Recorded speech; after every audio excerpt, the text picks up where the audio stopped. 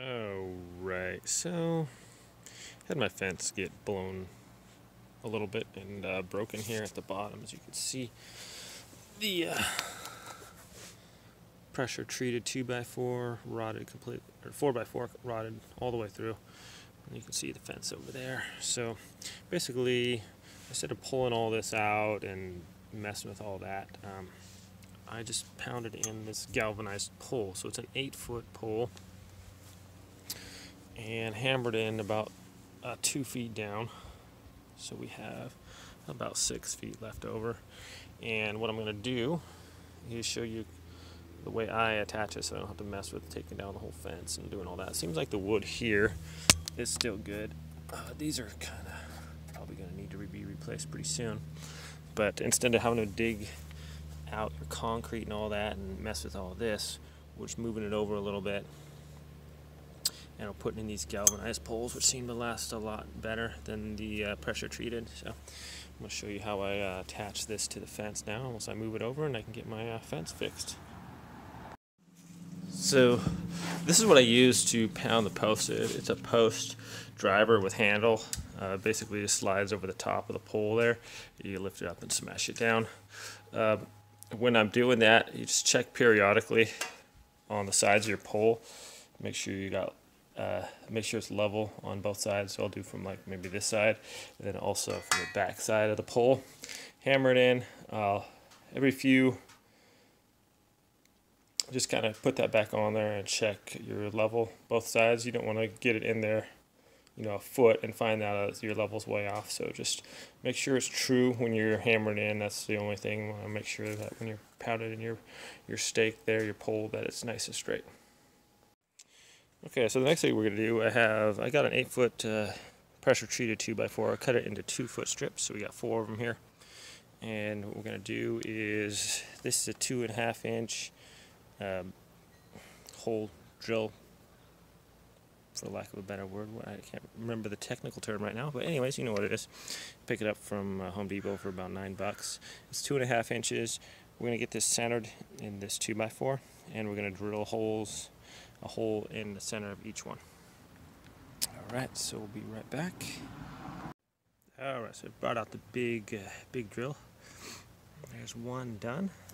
I just wanted to make sure that it fit over the top of the pole too, so let's go check that out.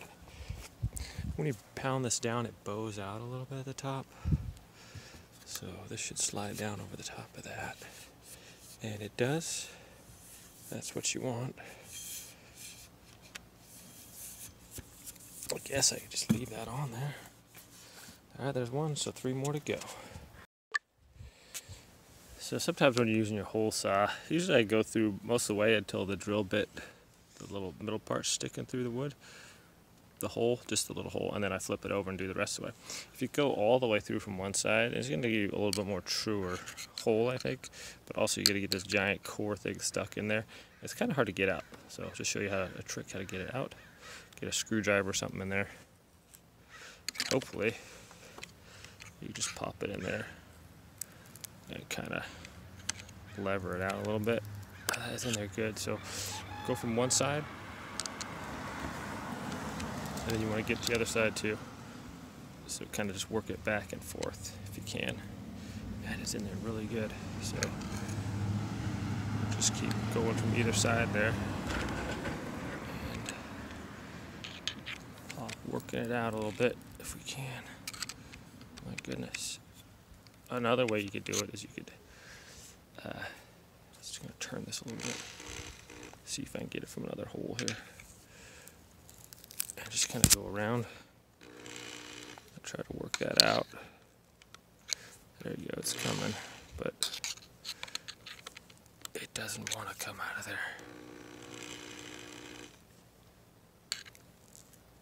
It does have holes in the back here you can push from, but this is, looks like it's doing the trick a little bit.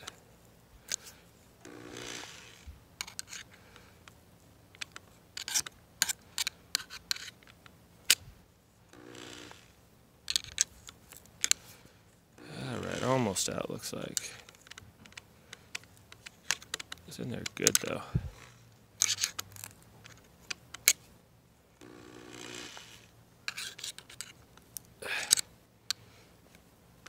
maybe now we can, oh man, that is solid actually. So just keep continuing to work it out a little bit, little by little, I guess. Yeah, it was much easier when I cut through most of the way and then finish it off on the other side. Because that way you don't have the whole thing stuck in there like this. Almost. Getting a little bit of daylight that side now. Poke it in there. Man, that wood is really wet. There we go. We're getting there now.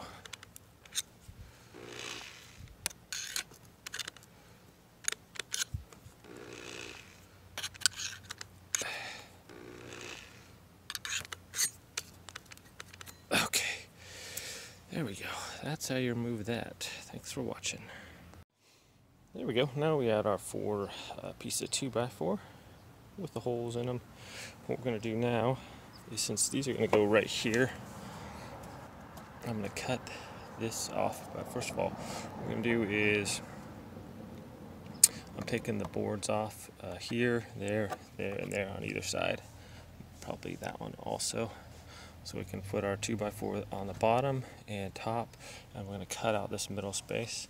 So what I did was I moved the fence where it blew, and I didn't know if there's concrete in here or not, so I just moved over about a foot. Hopefully the base of it, if they did pour concrete, it wouldn't be right there. So if you only have about a foot to work with, it's not going to affect your fence too much, I don't think. So, bug. Anyways. That's what we're going to do, is we're going to pull these fence boards off, and I got a little pry bar there, so let's do that. Alright, now that we got those fence boards removed, what I'm going to do is going to mark where this is going to be. So basically right here is where we're going to have to do a cut. Here, and have to be exact because the 2x4s are going to go over there, but basically we're going to cut this part of the board out on both sides. We're going to cut this hole out, and the same thing with the top here. That's actually kind of nicely marked where the board wasn't, so we're just going to cut that out. 2x4s are going to go up and under to secure that back in place, above and below here. So let's go ahead and we're going to cut this off right here, and then we're going to cut it here also, top and bottom, and that'll leave us a spot where we can move this over to here and secure this on that. So that's the plan. Let's do it, shall we? Alright, we cut right through that with our skill saw. This is the end part that we had. And now we have these 2 posts that are free and clear on the end. So basically what we're going to do, this one's going to go right under that one. I got some 3.5-inch screws, and I'm going to screw that onto that from the bottom, and then both sides. So basically I'm going to screw this one onto the bottom of this one real quick. Make sure your wood is still good. So this wood still seems pretty solid here, so not rotted. So if it's completely rotted, you need to replace the wood. But this is a quick fix if it's not.